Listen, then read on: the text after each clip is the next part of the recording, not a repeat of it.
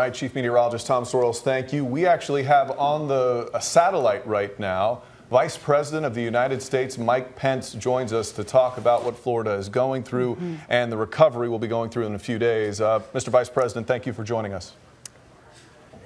Thank you, Matt and Lisa, and thank you for everything this station is doing to assist state, local, and federal efforts to keep Floridians safe. I'm truly grateful. Yeah, Mr. Vice President, we've been hearing a lot from our governor, Florida Governor Rick Scott, that he's been in constant communication with your administration. Talk to us a little bit about that communication and what the first step will be once Hurricane Irma passes through Florida. Well, President Trump spoke to Governor Scott this morning, as well as governors in neighboring states. We have been in constant communication, Lisa, because as you know, in emergency situations like hurricanes, state and local officials take the lead. But at President Trump's direction, we are bringing the full resources of the federal government to bear through the Department of Defense, the Coast Guard, through FEMA, through Health and Human Services to support the efforts of your state government. But the President and I both commend Governor Scott and his entire emergency management team and all of your great local officials for the effort thus far. But this hurricane is far from over. But as President Trump directed our entire team over the course of this weekend, our objective is to support Governor Scott and Florida's efforts and to make sure that wherever Hurricane Irma goes, that we're there first. We're there to rescue, we're there to recover, and we're there to work with the local and state officials to rebuild Florida. Mr. Vice President, I read an article a few days ago. It said FEMA disaster cash is running really low after Houston. Can you guarantee the people of Florida that they will have the funds to be able to rebuild after this hurricane?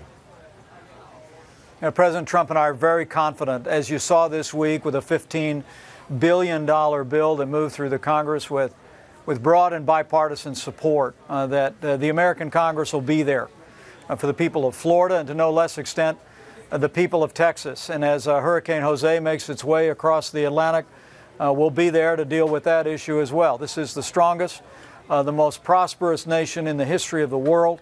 And what people are seeing in high relief from the local response to the state response and the federal response is that we're bringing the resources of this nation to bear. First and foremost, to save lives. You know, our hearts are with the people on the west coast of Florida in particular.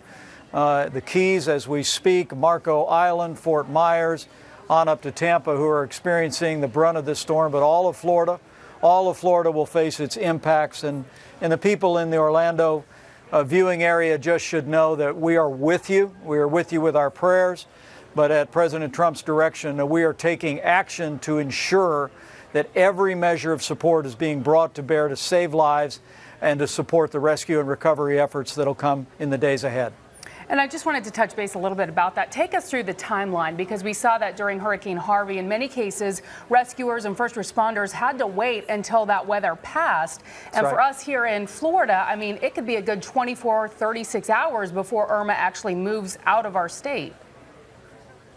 Lisa, you're exactly right. I just spoke to Coast Guard officials here at FEMA. You know, the winds are still roaring through the Keys in ways that make it impossible for us to engage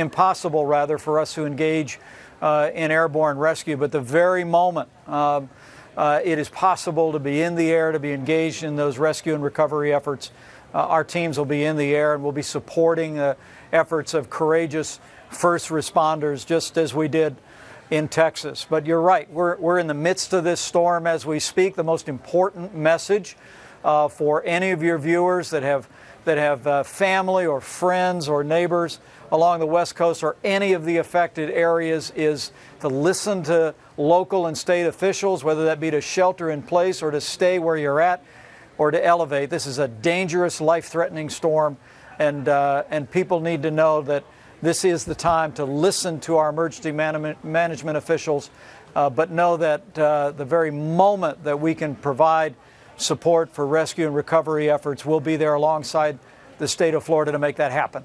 One last question quickly, Mr. Vice President.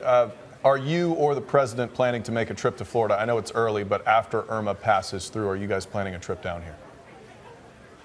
You know, we were monitoring the storm's progress and the federal response from Camp David This weekend, the President has already expressed to our team a desire to be there every bit as soon as is possible. But as he did in Texas, as we all did, the important thing is for us to focus on the life-saving mission now, to make sure that first responders have the full resources of the federal government to support their efforts in the rescue operation and the recovery operation. But I can tell you, as you saw the President and the First Lady last week, this is a President who is likes to lead from the front, and he's going to lean into this effort and be in Florida every bit as soon as it's possible to make sure that the families and the communities of your state know, as the President often says, that we are with you today, we will be with you tomorrow, and we will be with you every day until Florida rebuilds bigger and better than ever before.